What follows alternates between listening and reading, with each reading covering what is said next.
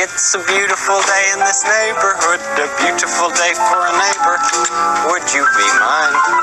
Could you be mine? Would you be mine? Could you be mine? Tankers Fantasy Football coming down to the wire as you go into that playoff push. As you can see, we have a guest here today. Somebody didn't want to go nighty, did they? Usually I get him to sleep before the end of the Monday Night Football game. Today he is resisting sleep, so we got him holding the Stone Cold Steve Austin, hanging out with us to do the show here, so we don't have to stay up all night to do it. So we got some butter dusters on the set right now, so we probably have to keep it a little PG out there, you know. Probably not any F-bombs coming out of me with the butter dusters hanging around. We're going to lead you off with some waivers. Start you off some Perrine out of Washington. I mean, it's kind of just a last man standing situation with both Fat Rob and Thompson. Both looking like there you go, bud. They're out. I mean, Thompson's going to be out for the rest of the year. Broken fibula, and that is a bad injury. That's a type of injury, like a Thomas Rawls had it before. It's an injury that honestly might not never be the same player as what he was this year, which is sad to see because he really was the offense, leading the team in receiving and rushing. Bad news for him. Another bad guy, break for a lot of fantasy teams who are getting that sexy love out of that late round. Chris Thompson are not going to be having any of that in the playoffs. I mean, Perrine is just not the same kind of talent. I mean, he's probably going to be able to get you some flex plays out there, but I mean, I don't know. I wouldn't expect Perrine to do anything close to what Thompson has done thus far this season. Another guy, if they do add him to the Redskins, who just got released, Andre Ellington. I mean, if you can get up on him on your waivers, I mean, he might be the new. He'll definitely be the PPR guy if available. If they do end up signing him. Another guy, PPR, McKissick looking very good Monday night for Seattle. Actually ran hard as well when he usually is just in there for receiving because he is a natural wide receiver. As well as the big boy they pulled up off the practice squad. If it wasn't for his hamstring injury, we'd probably be putting on him this. But don't know the situation there. We got a deep guy right here. We're talking two guys have gone 80 yards or more against Jalen Ramsey this year for the Jags. We're talking Antonio Brown and Corey Coleman for the Browns. I mean, so if Corey Coleman is still out there in your leagues, I mean, at least he has the ability, apparently, to go against elite corners like Ramsey and kind of get it done out there for you. So if you're looking to add a guy, I mean, Corey Coleman is definitely worth probably even a first-round waiver bid at this point. I mean, it's deep in the season. Nothing's really going on out there. So first bid, I'd get down on that. Some starts this week. We got some DeMarco Murray playing against the Colts, who are giving up the sixth most yards to running backs. And we got Coleman. If Freeman misses again, I mean, the Bucs are just giving up the third most points. So I think it's all in on the Coleman situation again if Freeman sits. Yeah, Ward was getting some looks but it actually ran pretty hard. But if you're looking for a deep second flex or something, with Freeman still out, I think Ward against the Bucs might be a decent ad too, because you got to think. I mean, maybe the Falcons will be looking to more salt that game away. Maybe give Ward a little bit more of that second time. But he looked tough out there. And Fitzpatrick actually moved the ball for pretty good for the Bucs. Actually scored a touchdown early, which is unheard of for them as of late.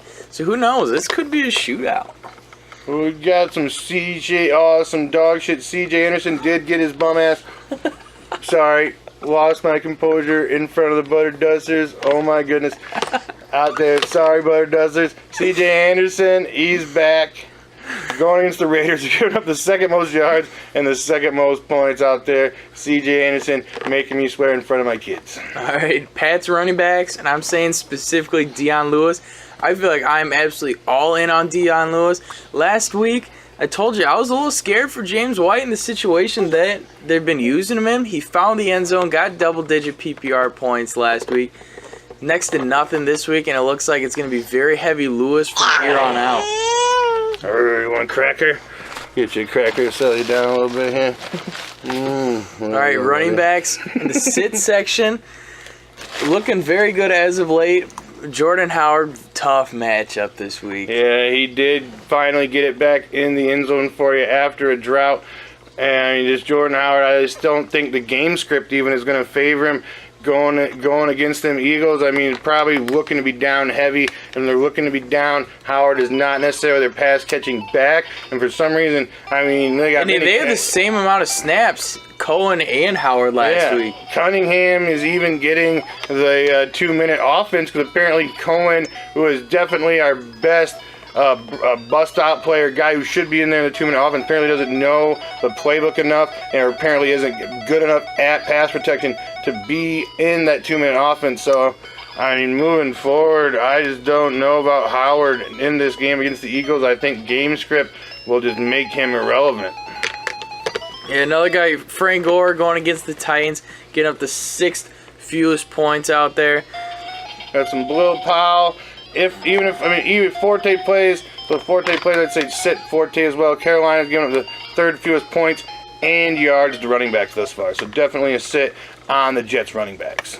All right, now Abdullah, again, it's looking kind of struggling still, but Minnesota, possibly the best team in the NFC right underneath the Eagles. They are looking so good. Their defense has been dominant, giving up the 2nd fewest touchdowns and points to running backs so far on the year. Okay, like we said earlier, the Jaguars started off the season a little rough against the rush, but they went out there and they shut down the Crow like we said they were going to last week, and this week they got Adrian Peterson. I think Adrian Peterson is once again all in sit.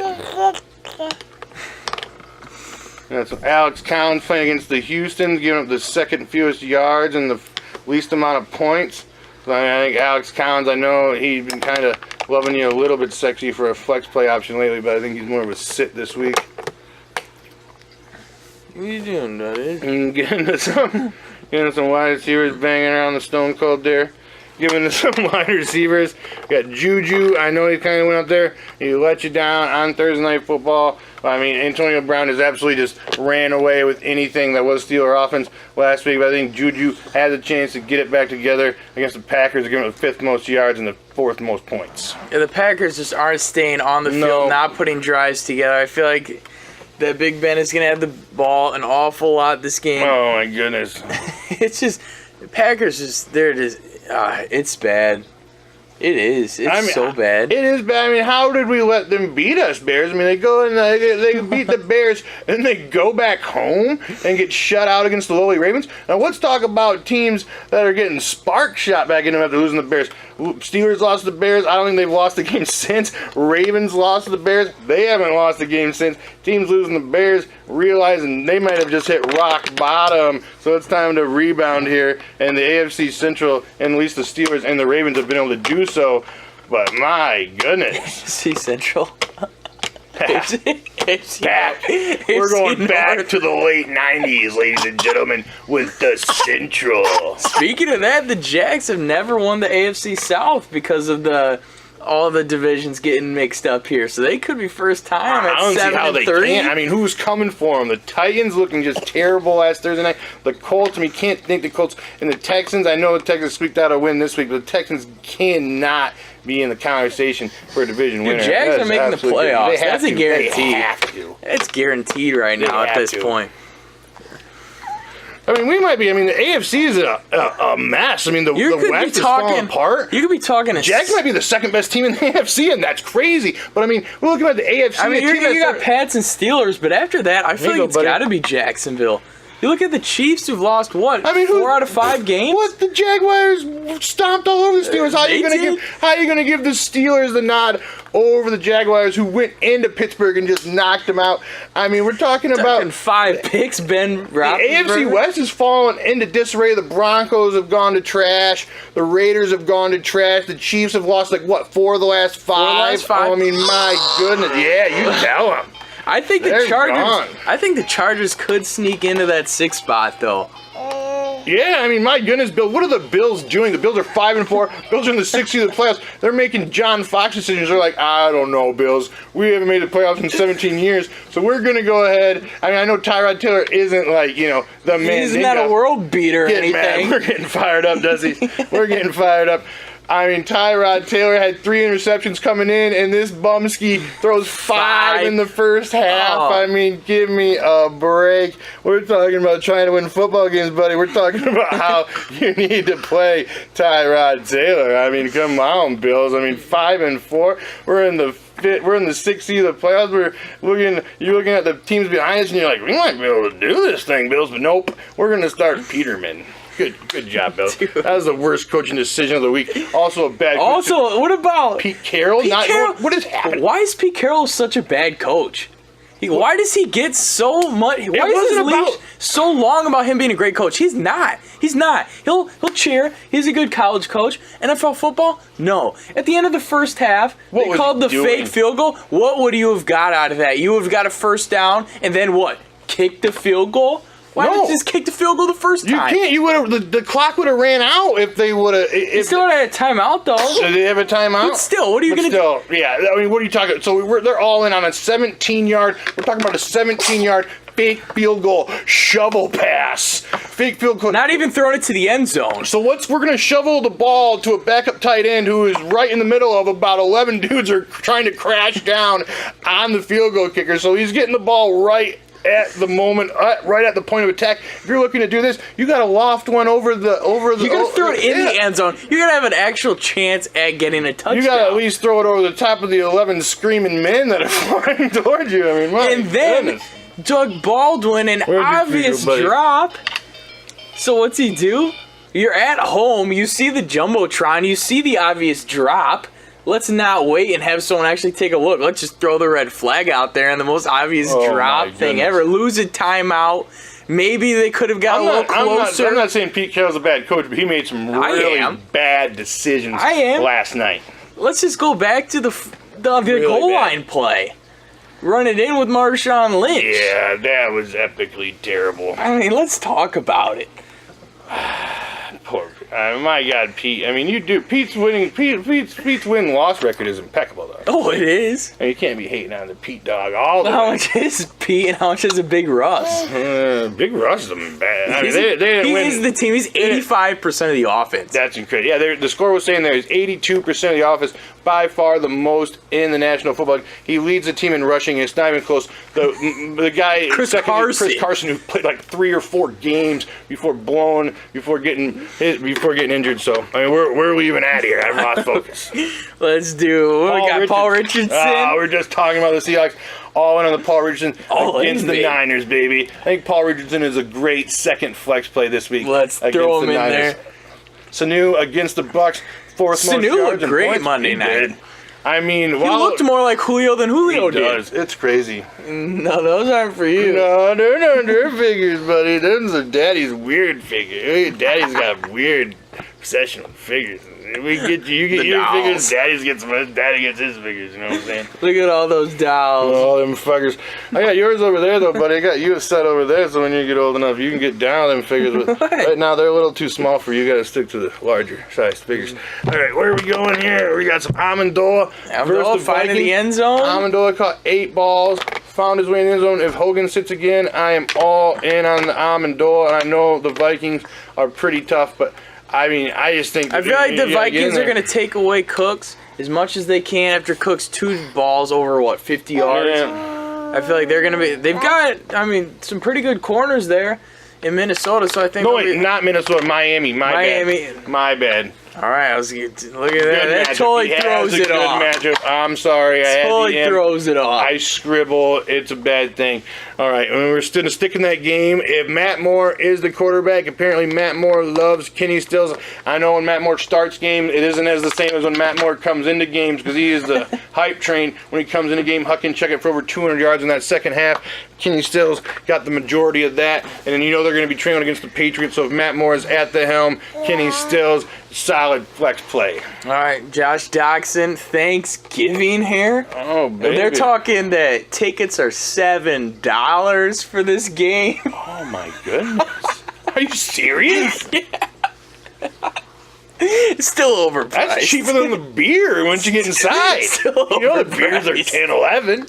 I mean, Josh Doxson. Can I get a free beer with that $7 ticket? Because I'm all in. I'm pretty sure Doxson has first double-digit PPR game this past week. I mean, my goodness. See, this is what could happen for us Bears fans if we would stop blindly buying tickets to go to the game and sell them out. Once we're bad, They want people in there so bad. We could get $7 Bears tickets. I mean, no, what are they gonna do? Start tarping off sections like they gotta do out in Oakland of Mount Davis there? I mean, that's what we have to force these teams to do, Bears, in order to get these cheap. I mean, if you're gonna go and you're gonna freeze your ass off in one of these games, I think it needs to be for $7.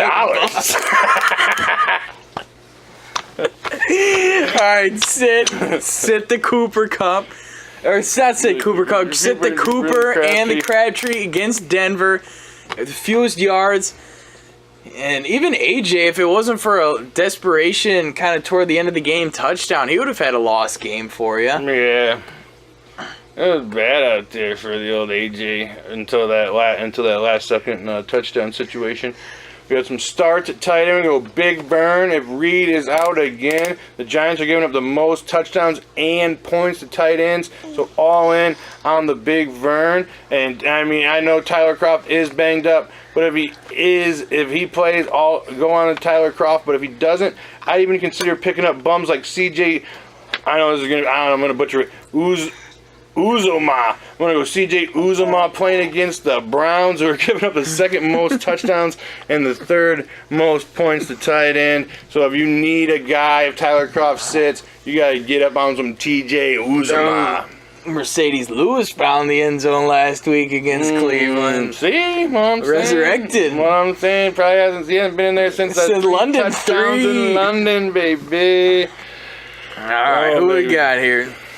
Jared Cook. I mean, the Broncos' defense is a little stingy. I mean, not that much as of late, but they're giving up the most yards to tight ends. So I know Jared Cook is usually in your lineup, but this week I am all in on the Jared Cook.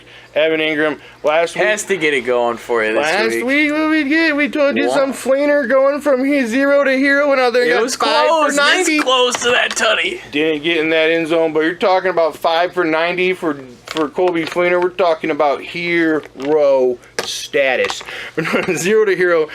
I don't know. Ingram went out there and zeroed you last week. Zero. Went out there and zeroed you last week. Going against the Redskins, like Fleener was. We talking 2 tutties going out there? I don't think there's any way he doesn't resurrect it out there. At minimum 6 to 7 balls. Yeah, minimum 6 to 7 balls. I mean, Washington's giving the second most points and the second most yards. I mean, the second most yards and the third most points to tight ends. So and I feel like they're going to have to try and keep up as well. Redskins will be slinging it. Yeah. I mean, they really just don't have anybody else out there. I mean, I know Evan Ingram probably should have been primed for a big game. But I mean, it was the weather, though. I mean, they gust up to 50 miles an hour. It was the weather. It was a low-scoring affair. They weren't necessarily forced to throw the ball. They ended up even beating the Chiefs, who have just fallen off the shelf out there. We got some sits. Yeah, how did that happen? That was ridiculous. That cost a lot of people in those pick'em leagues out there. Alright, let's get some sits. Talking about Austin Hooper out there. Tampa Bay surprisingly putting the clamps on some tight ends this year. Oh, does he? Alright, Kyle Rudolph. I mean, that's tough with the way the tight end positions are going. Yeah. But if you have a better option out there, you might have to sit him, but otherwise you might just kind of have to temper expectations more realistically going against Detroit. And Charles Clay, now he's back on the field, but the Chiefs are giving up the second fewest touchdowns to tight ends. So I think if you got any more viable options, I'd go them over Charles Clay. We got some quarterbacks. We got Stardom Cousins against the Giants. We're giving the first most touchdowns. And the most touchdowns, first most. Second, and the second most points to quarterbacks out there. Matt Ryan, Tampa Bay, giving up the third most yards. So I know Matt Ryan has kind of that bubble QB1 this year. He hasn't been loving you as sexy as you would like, but I just think he at least gets in the end zone a couple times this week against the Buccaneers. You're getting feisty. You're finally look at his little Bears onesie. Oh, them Bears onesies, even though we suck. Bears are terrible. I'm sorry, buddy. Oh, there's your figure, buddy. All right, that's signing off on it. Oh, buddies. All right. Hey, bye-bye, Nars. All right. His name's not Nars, by the way. It's Dawson. I just call him weird things. Wait, bye-bye, buddy. Wait, bye-bye. You gonna wait bye-bye again? Naughty Nars. Bye-bye. Hey, that's not the camera, but it's all good. It's close enough. It's close. All right, Jossies. If you liked what you saw, and if you haven't already, please subscribe. Leave a comment below. Sit Start questions, we'll get back to you. Give us a thumbs up. We appreciate you very much. Thank you so much for watching. I know what you're thinking. How does my ugly ass produce such a gorgeous little Bears fan like this? But I did, people. Be jealous. Thank you for watching. We'll catch you later.